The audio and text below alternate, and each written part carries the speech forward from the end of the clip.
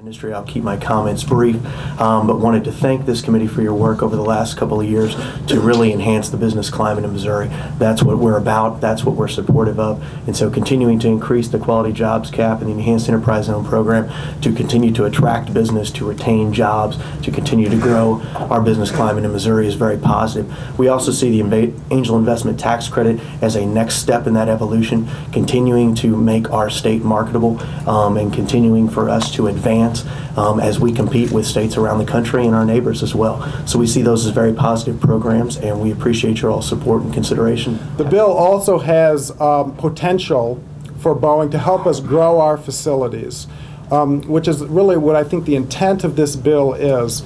So it was about 3 weeks ago when Boeing made a public announcement where we are now teaming. We've announced a teaming agreement with Lockheed Martin Corporation, and the basis of this teaming agreement is to develop a new, what's called a long-range strike. It's a bomber aircraft that will ultimately replace existing B-52s, which are currently in the United States Air Force flies them currently.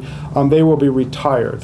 That should the Boeing-Lockheed team be successful, that our St. Louis facilities would likely have manufacturing activity that, based there.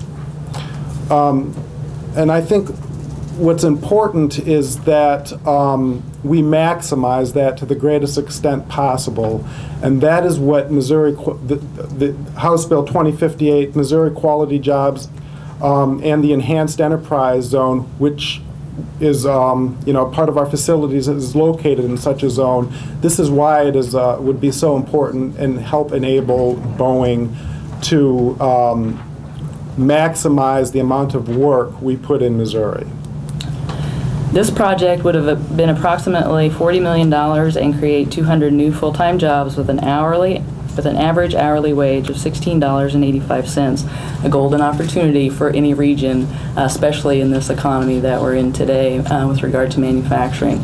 This is a technology-based business under the Quality Jobs Program.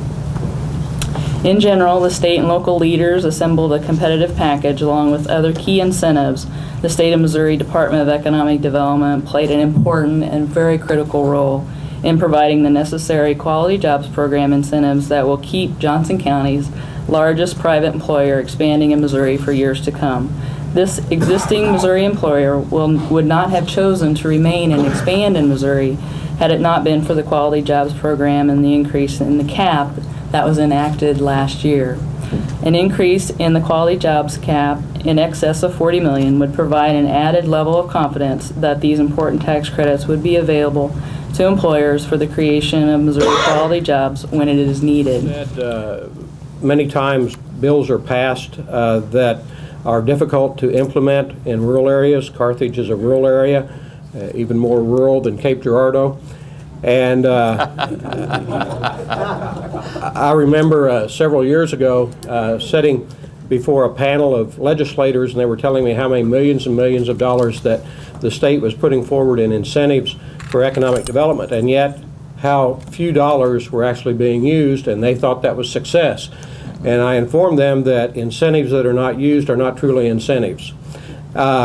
Since that time, and that has been a long time ago, in the last several years, as the previous speakers have said, the state has become a true partner with our communities, and you have created some pieces of legislation that have created economic development tools that work. That's the reason we're coming back and asking for ever-increasing caps. To give you a quick example of what happens even in rural areas, we have Schreiber Cheese in Carthage, Missouri. Schreiber was looking at expanding. They ended up expanding in Carthage to the tune of $73 million. They retained 650 jobs in Carthage. We are expecting that expansion over the next 5 years to grow an additional 300 to 400 jobs. The state, we are asking the state for about $1.3 million in quality jobs incentives. These jobs are some of the best jobs in the area, and because of that, they found a little bit more incentive through the quality jobs than the enhanced enterprise zone. But it is a team effort. The city of Carthage used the new enhanced enterprise zone tax credits or tax abatement, and the city's incentive is $6.1 million on this project. So again, thank you for your work. You're doing a great job, but let's keep the funds going because we're bringing jobs to Missouri. Thank you. We've come a long way in 3 years. We've seen economic development become nationally recognized force. We're getting attention from companies and from parts of the country that we've never had before, and so much of that credit goes to you and the pro-business policies that you've implemented and the message that you've gotten out to the rest of the world that Missouri is a place where you want to do business. Economic development is very important. All you have to do is read the paper and see, and I'm sorry, Jeff Kaczmarek, but see the droves of people that are leaving Michigan now because they have not paid attention to and given a lot of foresight to what can happen if you don't have a pro-business climate and you don't have strong economic development policies. And so your jobs affect the livelihoods of all Missourians, and we are very proud to say that we've come a long ways in securing Missouri's future by strong programs like the Missouri Quality Jobs Act. We want to see it continue. We think that the Missouri Quality Jobs Act has now been utilized as a benefit for over 20,000 jobs, and the Enhanced Enterprise Zone program has been a very appropriately utilized benefit to attract the kinds of jobs, the performance-based incentives, the kinds of jobs that are going to increase the average wages of Missourians, and the kinds of jobs that you can build around that create many other jobs in a community. And so we believe that these programs are successful, and we ask that for your support for the expansion of the caps.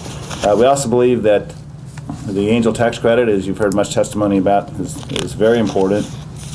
You know, I've been to a lot of meetings that states struggle, really. State policy with regards to support in the arena of Angel credits, they vary. They're all over the board. You have states like Hawaii, they give 100% credit on any investment that's made for a new business startup in the technology arena. And you have some states that simply don't participate at all. All I know is that, and Jay presented some good information this morning, but the state of Missouri has a tremendous base of technology research. We are still the 9th leading recipient of federally funded research in the country. Yet we only produce 3.18 patents per 10,000 workers, and the national average is 7.4.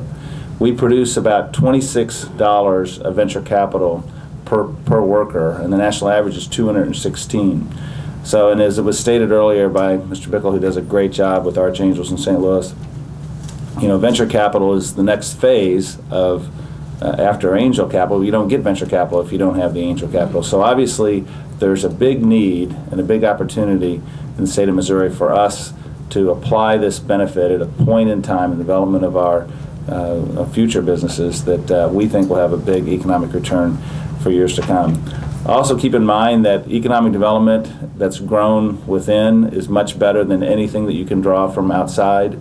So if anything that we can do to help our small companies, create companies and help our small companies is the truest and best form of economic development.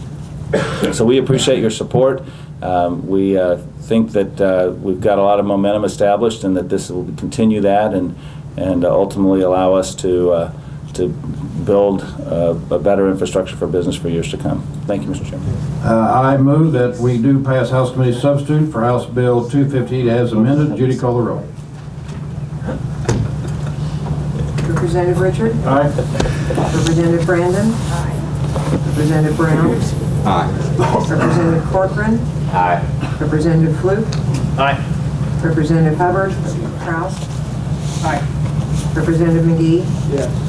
Representative Pearce? Aye. Representative Scholler? Aye. Representative Spring? Aye. Representative Zimmerman? Aye. By your vote of 11 in favor, 0 opposed, you have adopted do pass House Committee substitute for House Bill 258 as amended.